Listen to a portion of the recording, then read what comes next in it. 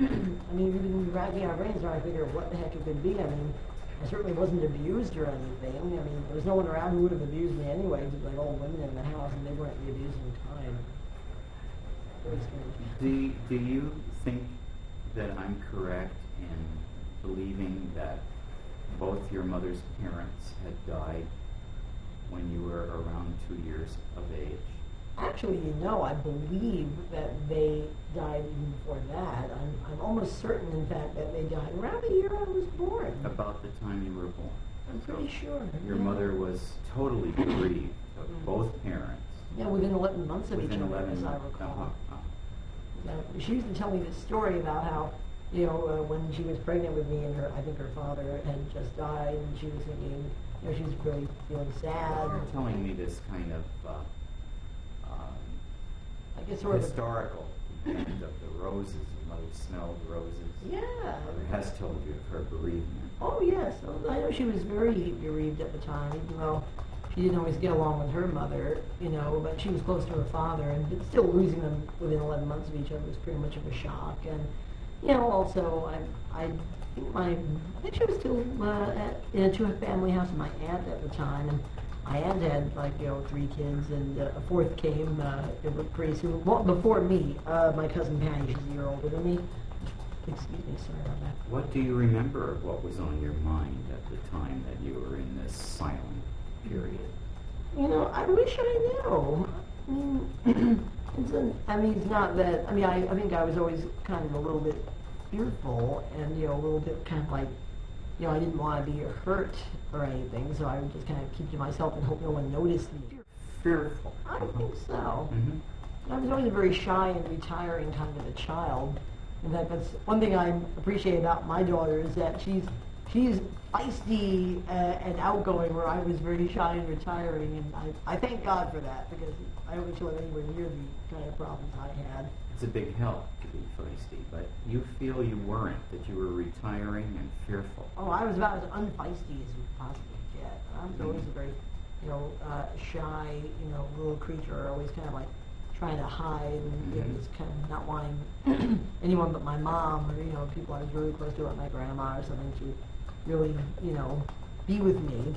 And I always cried and cried whenever my mother would go, even in the bathroom or something. Remember that? Oh, yeah, definitely. I'd cry when she went to the bathroom or when she, went away or, anything. I always really felt like kind of, scared without her.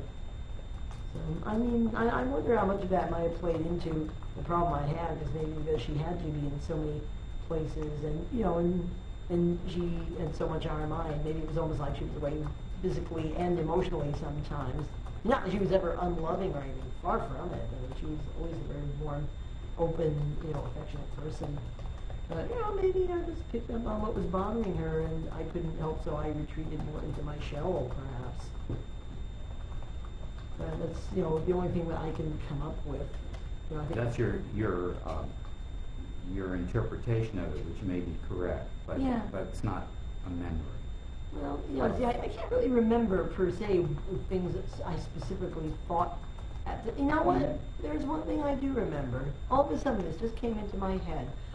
I remember that I used to kind of think of, things that happened to me over the course of the day or the week or whatever, almost like a series of jump cuts in a movie, and then, I would kind of think of myself as a baby, and like there would be, this will sound really strange, but it was almost like this voiceover narration saying, and that's what I dreamed happened to me when I was a baby.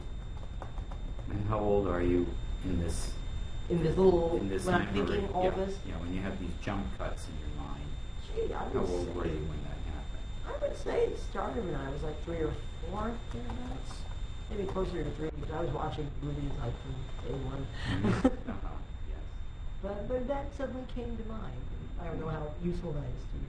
Well, it is, because when you first came to visit with me, you used to quote commercials a lot.